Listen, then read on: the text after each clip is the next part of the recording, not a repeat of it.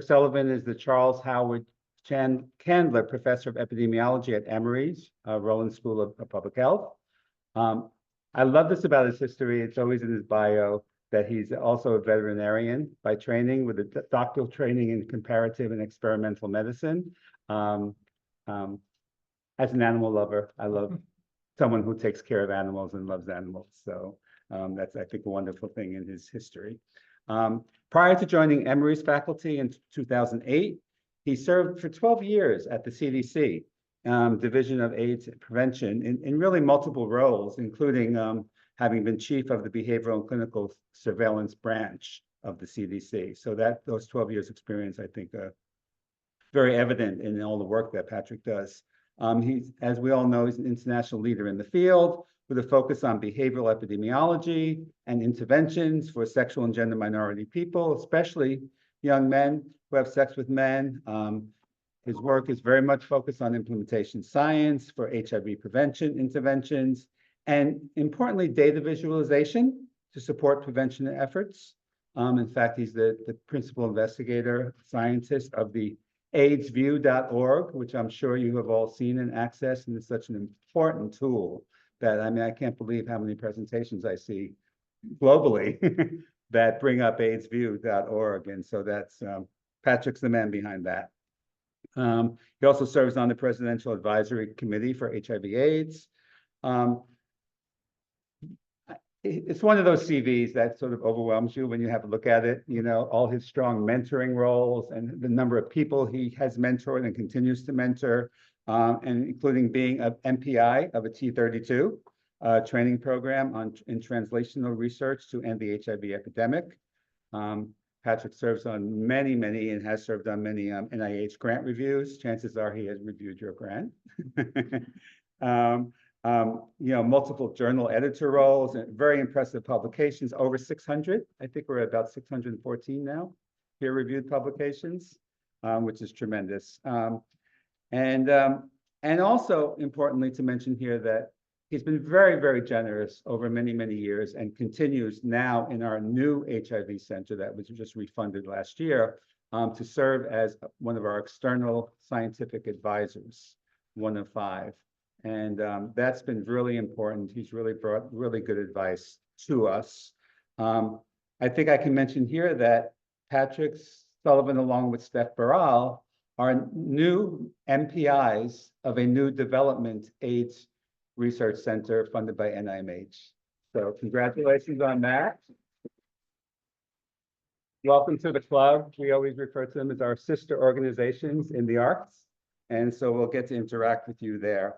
So it's just really great to have this really esteemed scientist and a lover of animals and generous and kind to humans as well. He really is, not only does he mentor people back home, but he has mentored people here. I mean, if you reach out to him, Patrick makes himself available. So it's just great to have you here today, and thank you. Welcome.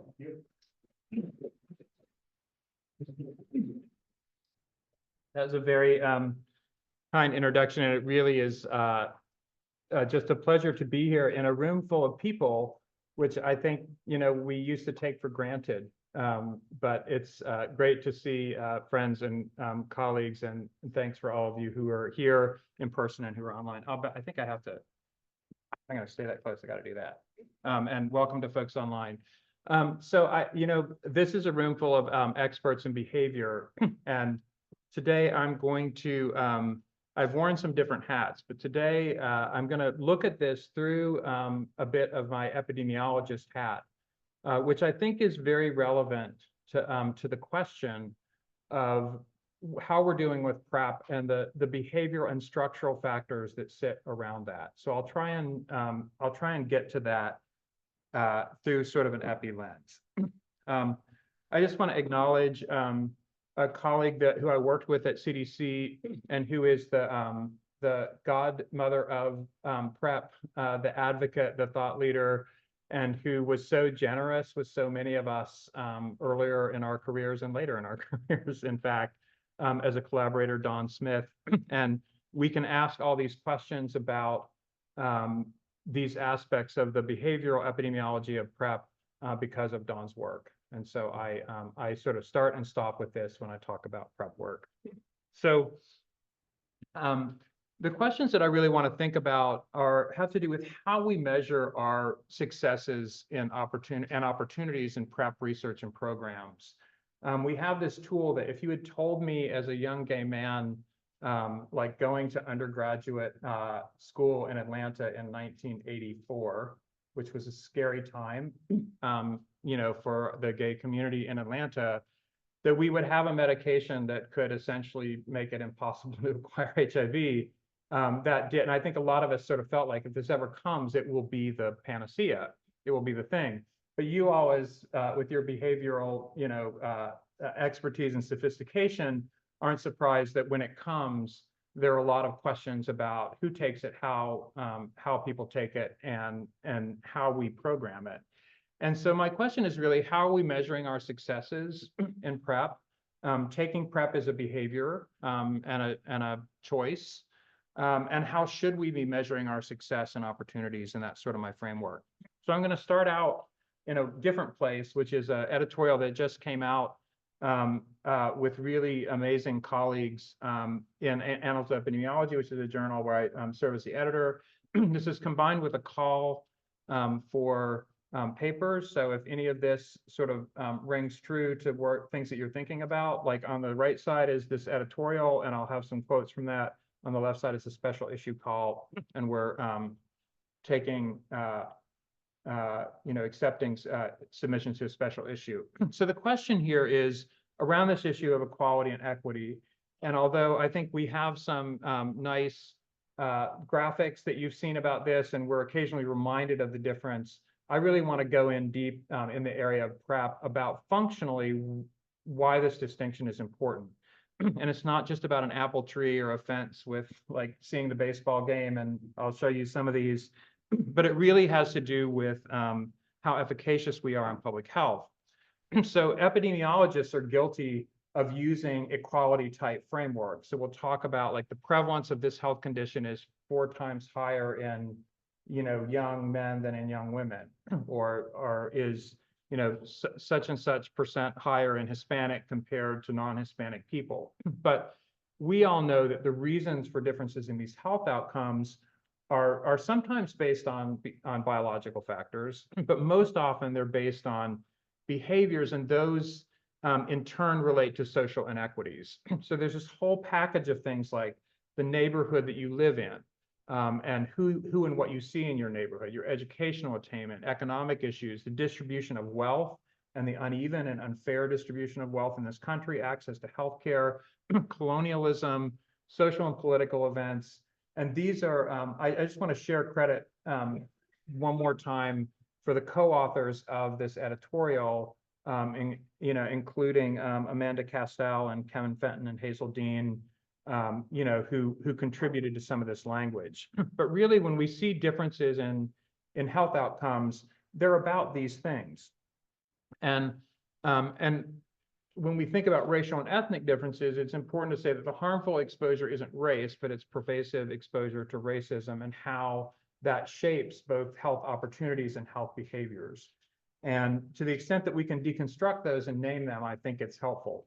So what role does epidemiology play here in a question about health behaviors and the impact of PrEP?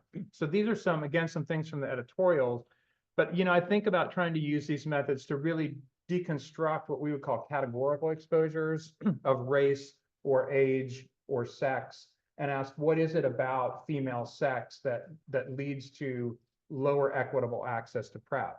What is it about Black race?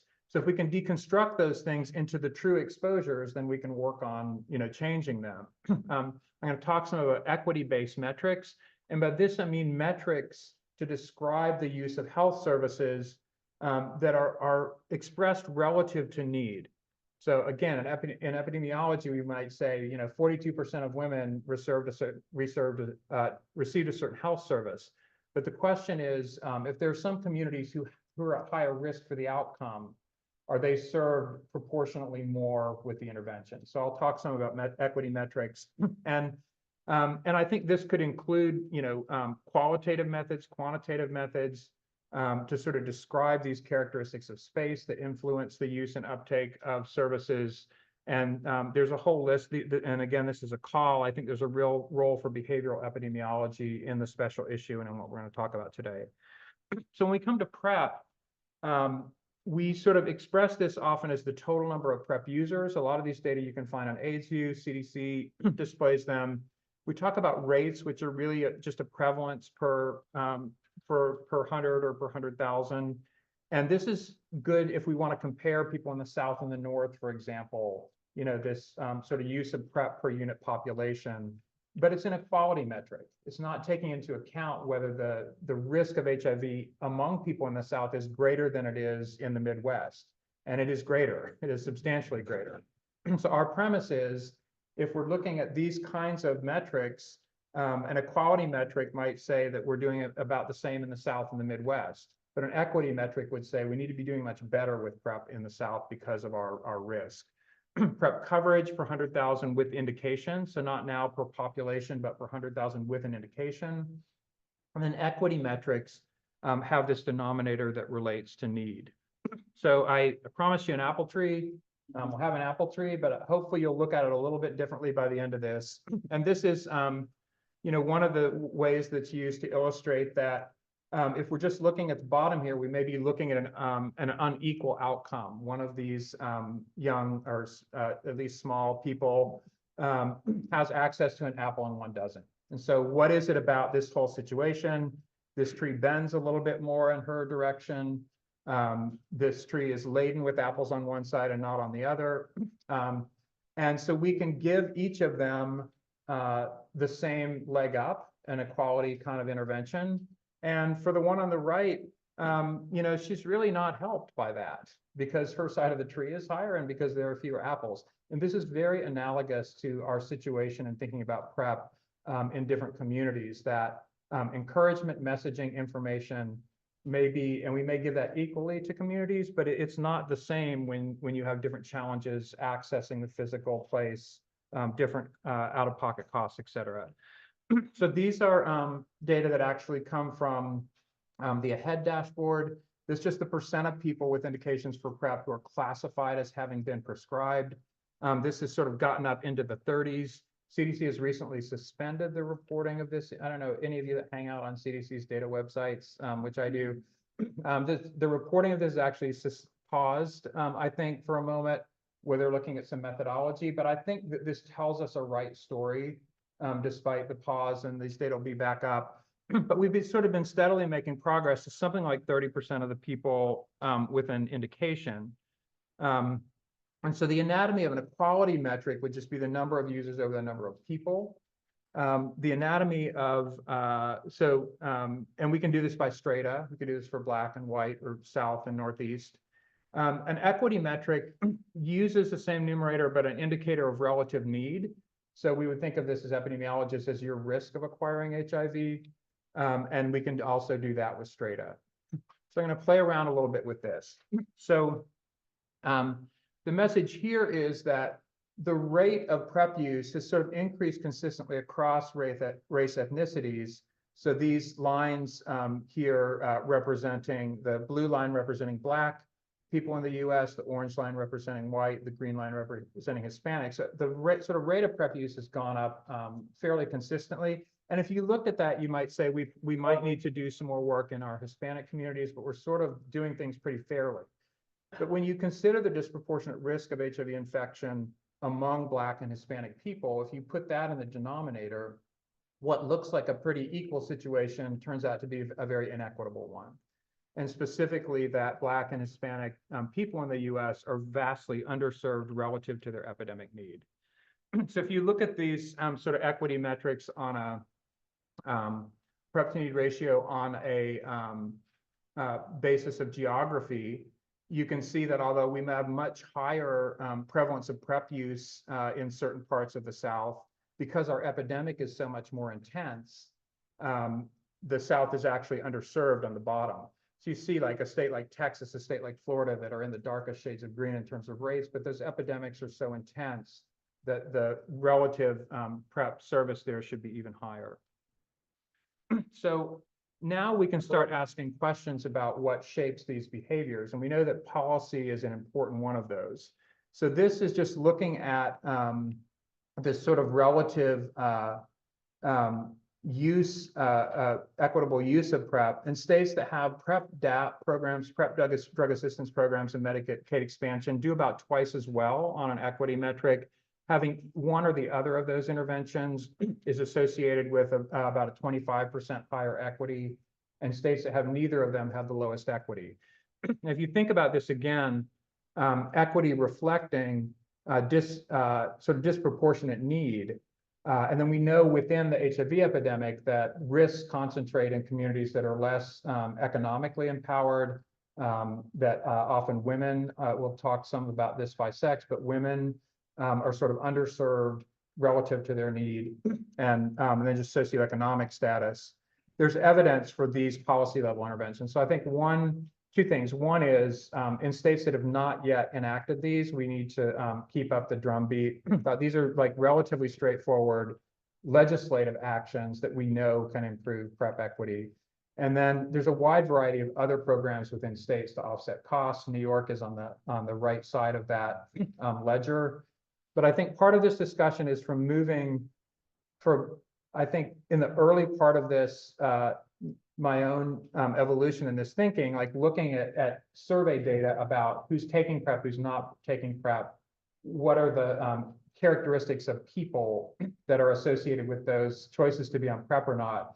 But I think the bigger picture is what are the characteristics of the places in which we live and work and have sex and make medical decisions, and how that shapes equitable outcomes.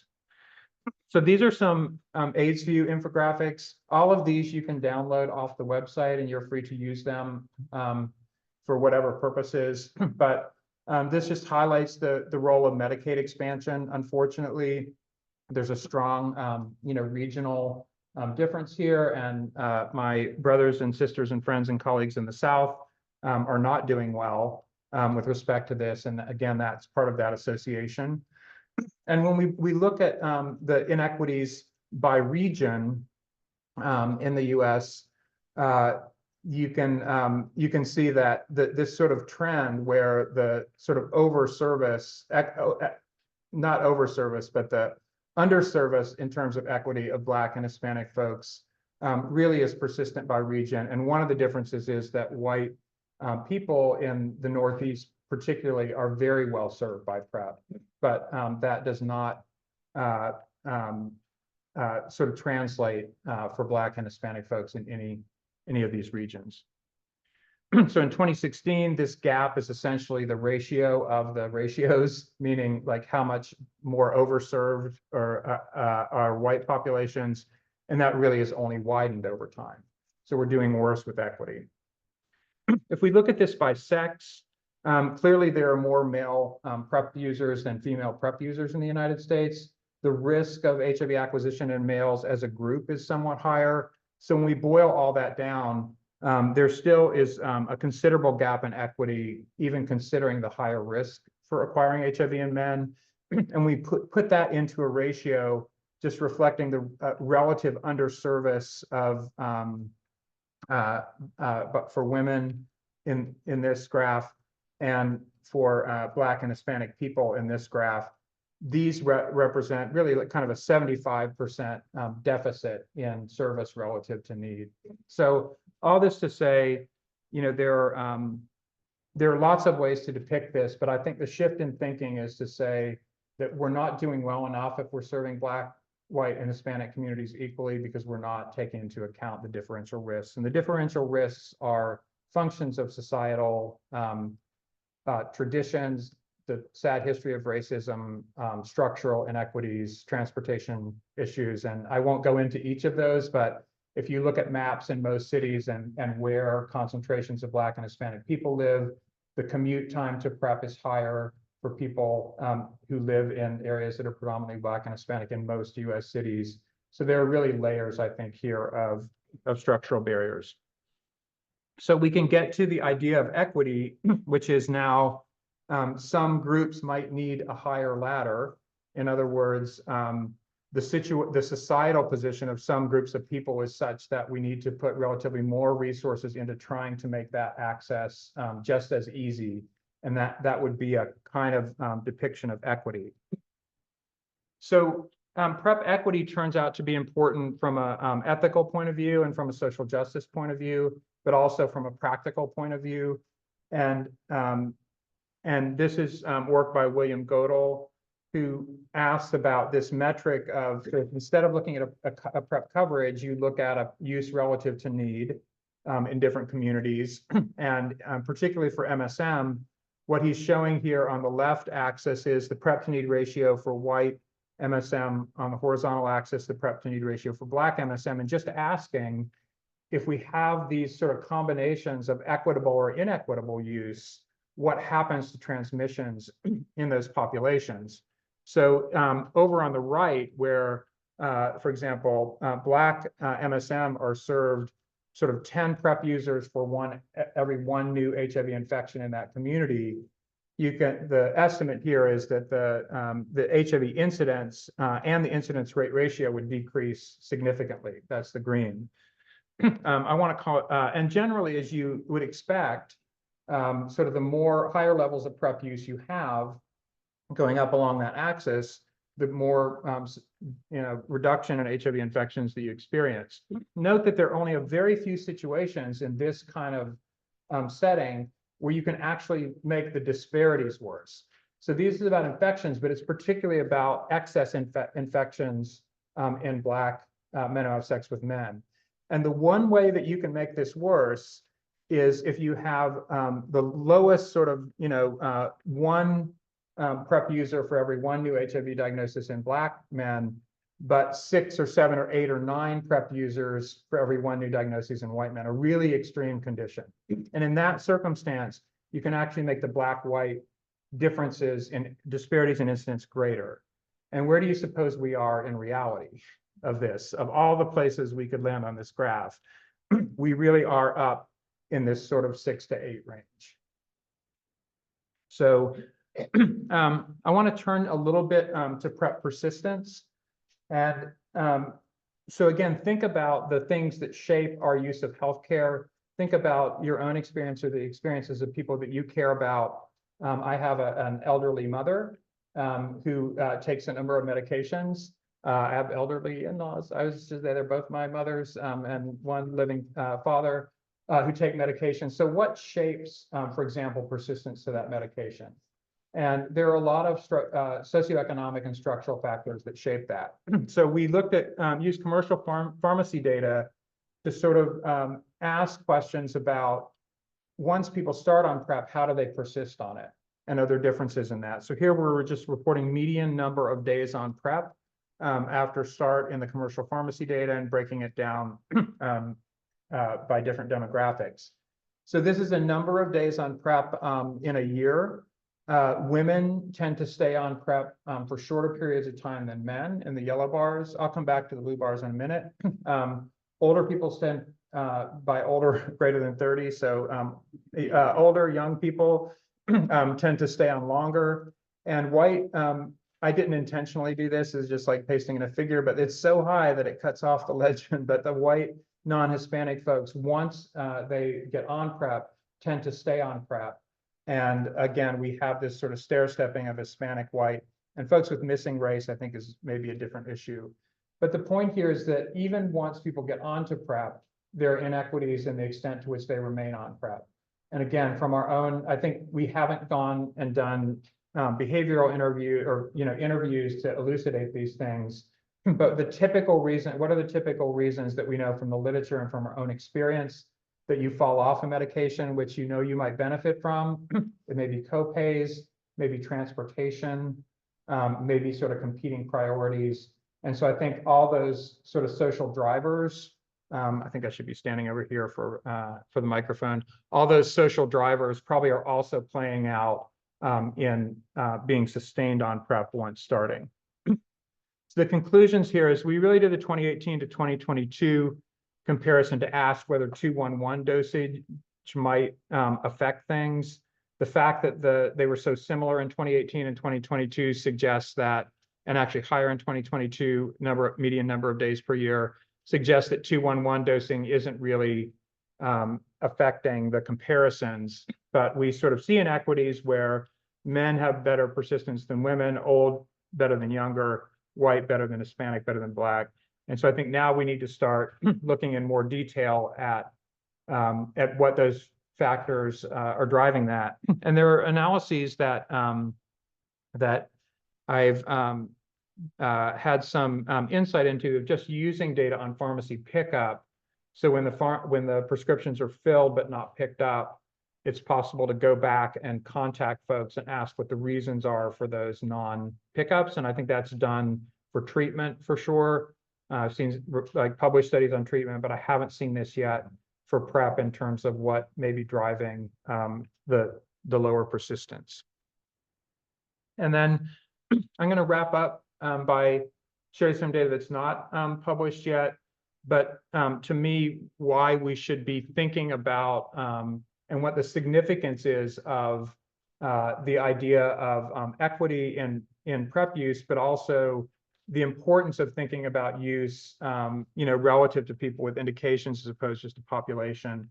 So here, the uptake of PrEP has really increased steadily, and we looked in sort of through 2017, led by Don Smith at CDC, at the relationship between sort of the coverage, in other words, the percent of people with PrEP indications who are taking it, and what happens with HIV diagnoses in populations. This seems like an obvious question, but if you think about, and I know that people in this room have tremendous behavioral expertise, but we think about the difference between behavior around, for example, picking up and taking your medication, sustaining on your medication, taking it according to schedule, and for that to translate out to a population level, for example. If you looked at statins and then looked at cholesterol levels in populations, or if you looked at blood pressure medication, could you really measure the effect of, the coverage of blood pressure medications and the impact at the population level? There's so many steps in between that it's kind of a high bar. The thing that I want to point out here, just from an epi point of view, is that you can imagine a situation where a lot of people are using PrEP, but there are people who are actually at quite modest risk, the worried well, in which case you may have high levels of PrEP use, but not see much of a reduction in HIV infections. So that might be a modification of effect, or that the states and the places where PrEP use is highest are also places that have the best treatment programs. So we also have better viral suppression. So, maybe we have some confounding of those effects, or that people who in places that have more PrEP also uptake more complementary interventions. So there are some sort of epi things to this. So here we use state-specific PrEP prescriptions. All the data sets for this, when we get data, we make them publicly available on AidesView. So you can download any of the data that we've used for these to do your own analyses, or to please double check us. And if you find something different, call me first, but let us know. So you can find all these data publicly available. This is just looking over time. And over time, we really have had a slight decrease in the bottom line in the US in HIV diagnoses. We've had a slow rise in viral suppression, but not quite getting to 70%. We've had this sort of explosive growth in PrEP over this period of time. If we break states up into quintiles of coverage, this is what it looks like over the whole 10-year period. So, in more recent years, we are up around 30, 40, in the 40% coverage in some states, but just looking at the medians of these among groups, so these are organized by quintiles, that over the whole 10-year period, it's sort of 6% to 16% PrEP coverage.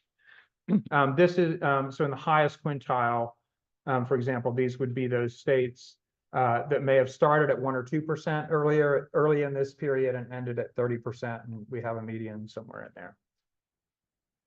All right, so this shows then by those quintiles the percent change in HIV diagnoses by state quintile of use.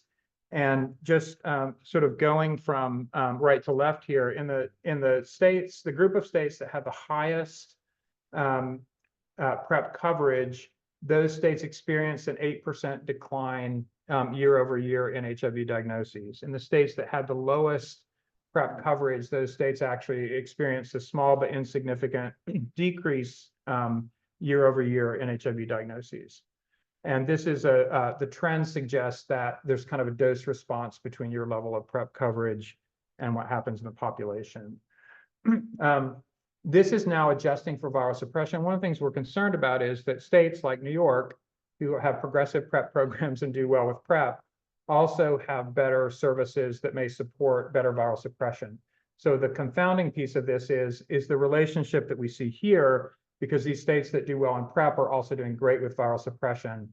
So in this analysis, we control for viral suppression, so take that out of the equation. And if anything, the effect of PrEP is exaggerated.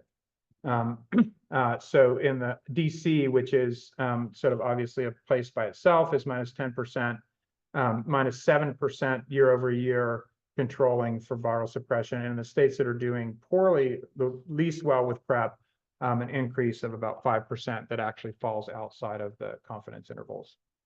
So this, I think, is just about as good ecological evidence that you can get that when we put more PrEP into the system for people, presumably who have indications and would benefit, you can actually see the effect at the population level. And just like I know there are some folks here who are more strictly behavioral, some who are behavioral quantitative epidemiologists or use similar methods, but to be able to see at a population level like this kind of change with all the noise that's in that system, I think tells us, really endorses that this needs to be a piece that we still push on. And relative to the earlier slides, that we not just push to get more coverage, but that we it may be worth investing more to get PrEP to those who might benefit most. It may cost more to get a person in a worse socioeconomic position who doesn't have as good health insurance, who has intermittent cell service and can't get the text messages to pick up. Like, there are all kinds of things that we need to think about that both create circumstances where there are more health risks for those folks and make it harder for them to be the ones who are on PrEP. But that's where I think the sweet sort of public health and clinical spot is. So these just, give you a sense of where those states are that are doing well. If you think back to the Medicaid expansion map, there are some commonalities here in the states that are having more difficulties, and especially noting that the Northeast, a lot of states in the Northeast are in that highest quintile, California and the West at least in the second quintile. So the limitations here are, when you're looking at this kind of like high level ecologic view, there are a lot of factors that may be influencing this. And I mentioned there may be other kinds of confounding, like states that invest more of their own dollars, state dollars in prevention programs may both be doing better in PrEP and in other areas. There's a pretty wide range of what states invest. Some states take what federal money comes and use it for what it's intended for, but don't really supplement that with state money. So there could be some residual confounding. And I'll sort of tie back here to say, like, there's risk heterogeneity in PrEP users. So there's still some noise in this when we're just sort of looking at coverage, because even within people who may have a PrEP indication, there's some risk heterogeneity, and we just can't pick that up at the population level. Ecological associations don't prove causality, and we know that there were changes in HIV testing that affected the 2020 and 2021 new diagnoses, and so it's a little hard to know what to do with those. So the conclusions for this part is that jurisdictions that had higher levels of PrEP coverage had larger declines. This dose-response relationship, I think, is kind of compelling. It doesn't prove causality, but it moves us in the direction of saying, if we put more resources in to provide more PrEP and more equitably, that we might expect to see more declines out. That PrEP doesn't stand alone. We have combined approaches, And if we do things like both local investment and Medicaid expansion and prepped up programs, it's probably going to take all of those steps to really see more progress. And then I think there's also just a place to recognize that for many people, getting rid of those financial barriers, making it easier to get the prescription, easier to pick up, easier to refill, will be sufficient. And I think what we haven't gotten into here is the sort of comorbidities that often go along with aspects of HIV risk, which may include substance use, which may include other mental health needs, or socioeconomic challenges, which are around transportation to services. And so I think all that comes into play. And increasingly, we should just be coning in on the communities that are not yet being adequately served. I think we should expect that it's going to take more and more resources, more and more intensity of intervention, and more combinations of mental health, sort of resource and sort of resource navigation. And, if we need to be delivering PrEP to some people because of transportation challenges or other challenges, then that's what we should be doing. Again, there are programs that do deliver PrEP by mail with limited out-of-pocket costs, but miss some folks who may, share a mailbox or not have a regular place to get those delivered. So I want to talk again about these metrics. I should say these metrics, and in terms of the PrEP to need ratios, we've now completely populated AIDSview with them. You can look at them on maps, you can download data sets. So I'd encourage you, for those of you who are thinking in this sort of medication-related, prevention space, to at least ask about trying to think about the local data at the city or the state level for the populations you're serving, and how are you defining eligibility criteria? Are there aspects of sort of risk that can be correlated with the kind of differences we're seeing here that may be important to address? I think that the PrEP equity metrics should be the way that we measure the success of public health programs. Again, traditionally in public health, it's very transactional, sort of like the number of people you tested, the number of people you STI tested, the number of people you got on PrEP. But I think that public health programs should be, or CBOs that are contracted, should actually be paid more for getting people onto PrEP who are in groups. Like, we can't get down to the individual level of saying, because you live in this zip code and you're male, that I think your risk is this. But we could say, like, for males living in that zip code, there's actually a higher capitation on getting that person started on PrEP, because people like that. People with those characteristics have higher risk. So we could use this to try and drive the resources we have to the most impact. And if we program to these, we will get the resources to those in most need. And then I think local calculation and dissemination. So I would like for this to become a part of the discussion at every statewide, planning board, not just our PrEP coverage, but whether we're doing it equitably. And so our role at AIDSview, we see, is to produce these, to make the graphics pretty, which I don't know how to do, but colleagues who know how to do, and then to try and reach out to those local planning councils and say, we'd like to provide these. This is what they mean. We can do a talk to orient the people on the planning council to what this means, but we think it's a best practice to drive your programs with equity metrics rather than coverage metrics. In research studies, I think designing studies with these can help think beyond, for example, the efficacy of an intervention to the population impact. So that doesn't mean that you can't still do an RCT in the way that you would, but you may want to think about some other ways of analyzing data, for example, based on what the sort of pre-trial vulnerability of certain groups of participants would be.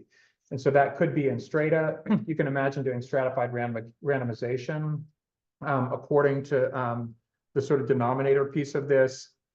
And then I think if we think about health equity rather than just sort of scaling up programs with equality, it may ask you to ask other questions or think about other interventions. Because I didn't put in a bunch of slides here that we've worked on in Atlanta, drilling down into, zip code by zip code, how long it takes you to get to the closest PrEP provider. Do you have to get there by bus? Like, what distances are people willing to commute? We know that in Atlanta, that for people who have to take public transportation to get HIV care, even controlling for income and other socio-demographic factors, that people who have to take public transportation to HIV care are more likely to have loss of viral suppression. So I think all these things, it's a pretty holistic system we have that creates inequitable health outcomes. So we're studying them. We may need to account for that. We're intervening on them. And I've always, when I'm talking to a group of people with so much behavioral science expertise, I feel like I need to check myself a little and say, you know more about this than I do, and you do. But what are those wraparound components that may be in addition to a behavioral intervention, or may just need to be part of what programs do to provide transportation? And we may not need to do it for everyone in the population. And again, I think we have it's kind of an egalitarian thought that, like, if we have a service, it needs to be for everyone. But the gaps and risk and the inequities that drive this epidemic are so vast that I think it's a fine time to say we need to give each person what they need to be successful in accessing that kind of care. And then in terms of policy, I think I want to reiterate, and again, New York State is not the most important place to say this, but there really are important policy questions that shape the availability of PrEP. There are some more of these questions beyond just Medicaid expansion and PrEP DAP programs, including risk adjustment and the Affordable Care Act, that are sort of current discussions. And I think if that sort of comes around and there's a chance for advocacy around making some of these changes in sort of Affordable Care Act calculations that might make more money available for PrEP. And yeah, I think evaluating previous policies in terms of equity can help us inform. So this is like our closing the loop on our on this progression. So when we get to the justice part, the difference here is that we've now kind of straightened up the tree. And so I liken this to the policy aspects. Gosh, it takes a long time. If you wanted to straighten up that tree, what you would probably do is like put one big pole up the right side of it and sort of pull that tree, and every day winch that a little bit tighter, put a little more pressure on. And I think there's an analogy there to policy making, that we can't just like bring in a new ladder, that it often takes a long time and lots of kind of evidence to make these kind of policy changes. So I'm just going to sum up a little bit, and then I have a few more just thoughts about these equity analyses. So the summaries here is that we should be guiding prevention programs by equity rather than equality metrics. And by that measure, US programs in every region are actually getting worse with equity. We're serving more and more people with PrEP, and more of them are predominantly white, predominantly men, who have a lower actuarial risk of HIV infection than the people that we're not serving. The South, as often, lags other regions. Women lag men. Again, I think this, like, people find this a little counterintuitive, because women have, as a group, a lower risk. But even given that lower risk, women are being inequitably served relative to that lower indicator of need. The best PrEP programs are the ones that reach the people who are not just meet the eligibility criteria, but who are greatest risk. And then there's a whole place opening for research in these areas of, like, what are those barriers? We know that out-of-pocket costs relating to the policy issues, travel distance I've mentioned, stigma I've not mentioned much, but stigma is another really important sort of behavioral aspect of this. And I will say, as a small, I should have brought little cards with a QR code on them, but you can email me, that yesterday I spent the day in DC with my co-PI, Steph Barral, and our teams from Emory and Johns Hopkins for the new Developmental AIDS Research Center, which is focused on stigma. So I know you have a ton of expertise here, but I will send on just through colleagues so that you have information. But we'll be, providing services and I think you have local expertise, which is great, but as you know, the AIDS research centers are meant to be provide services. So that may be consultation or just like an outside look at things that you're already doing a great job at. To have it's free collegial time, and it's, you know, a place that we want to collaborate and be helpful. So I'll send that along. I think there are unanswered questions. So in terms of public health investment, we have these sort of classic ecological fallacies that apply to this type of analyses. And so there may be more sophisticated modeling. We need more rigorous data sources on the policy side. And we do have a new R01 that is being supported by NIDA, that we're going to expand our public prep databases for one, but also do additional policy abstraction with NASTAD about state level policies, so that we essentially have natural experiments where states make changes in availability, cover certain wraparound services, and we'll be able to analyze those as though they were natural experiments.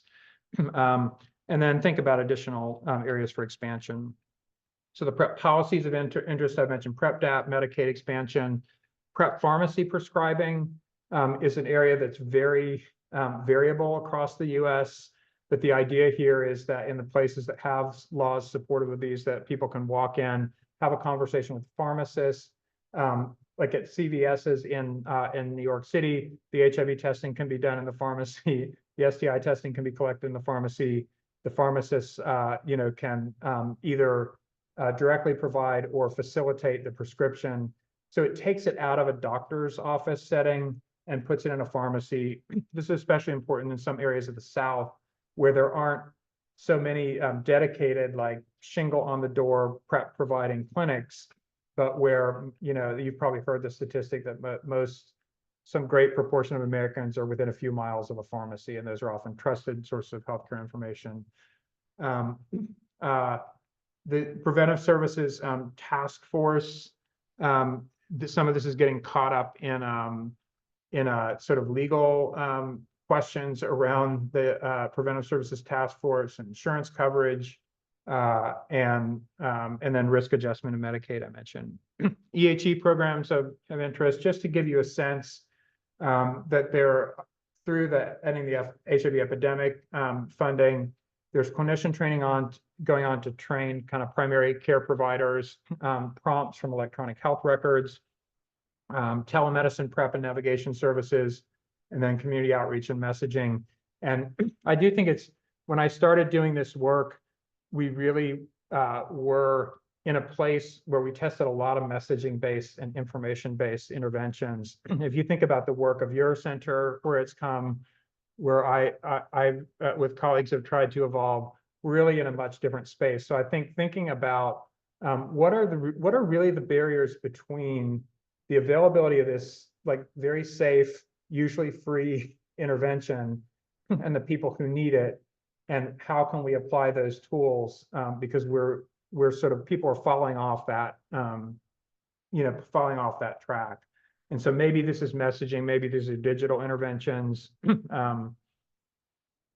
So I'm going to just sort of wrap up here by saying, either related to PrEP or HIV or mental health or alcohol use or any of the other, kinds of things that we deal with, Annals of Epi is really looking for, and I put these up not just to sort of promote the special issue, but because I think they're interesting ways to think about the questions we ask. So, for example, how do we deconstruct the role of social determinants of health? Can you imagine when we say that, for example, Black gay men in Atlanta have lower equitable PrEP use? We know from qualitative interviews and from surveys what some of those things are about. But how do we deconstruct and try to put those things in an order of what's intervenable, what those interventions might be? Are they structural? Are they behavioral? Are they policy level? So for this or other public health problems, other HIV related or non-HIV public health problems, can we sort of deconstruct the role of those social determinants? Are there other examples that you can put forward about equity metrics? In other words, where the indicator of need is the denominator rather than just the population. Agent-based modeling, like I showed you William Godel's work to ask what happens if we can only serve 80% as many people with an intervention, but we do a better job of targeting those to people with the highest needs. We may actually get better outcomes. Modeling can help us that. I'm a fan of data visualizations, as you can tell from our AGU work. But how do we look at relationships between equity access to prevention and treatment? What happens if we use equity-driven strategies rather than sort of quota-driven strategies? And then the potential upstream approaches in public health settings that could change these downstream indicators and drivers of access. And so this, again, may be natural experiments, looking at progressive health departments, what New York Health Department does, what California Health Department does, Washington State does, Oregon does. There are lots of natural experiments of what's been done with policy. And is it possible to look at those in ecologic ways that might suggest either other individual behavioral interventions or policy interventions? So I'm going to just end again by saying, if you ever doubt whether you can change the world, like give me a call and talk to me about Dawn Smith, who, for those of you who didn't know her, was a physician who was so dedicated to women's health and who insisted that we talk about these issues for Black folks and for women in a way that was unapologetic, in a way that sort of centered communities that had syndemic reasons to be impacted. And everything she did with the highest degree of scientific integrity and ingenuity, and everything focused on.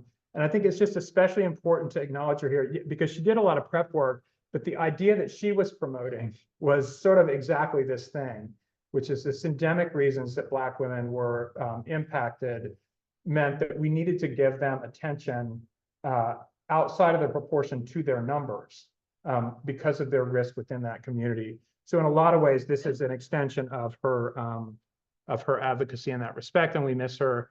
I will say that CDC has followed sort of the leadership in sort of the PrEP programs in this same spirit, and I think that they are continue to be lean very heavily on doing things in an unconventional way. So I'm grateful for that.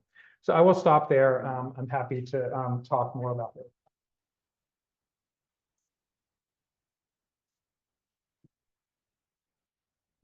Thank you. I hope that wasn't too epi. No, that was great on so many levels, in my opinion. So yeah, let's start. But first of all, thank you. And as a psychologist, it's been a heavy learning curve for me, I have to say, over many years. and I'm going to ask people to actually shout. No, well,